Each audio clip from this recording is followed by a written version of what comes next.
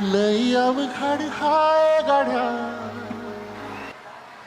नाथ प्रतिष्ठानच्या वतीनं परळी वैजनाथमध्ये गेली 19 वर्ष वाल्मिक अण्णा कराड आणि धनंजय मुंडे यांच्या माध्यमातून हा सांस्कृतिक महोत्सव आपल्याला पाहायला मिळतो.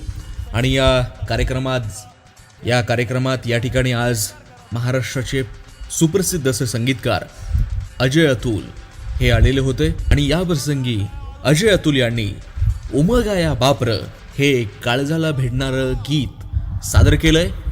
तर आपण सर्वांनी त्याला लाईक आणि कमेंट आणि शेअर करून नक्कीच दाद द्याल अशी खात्री.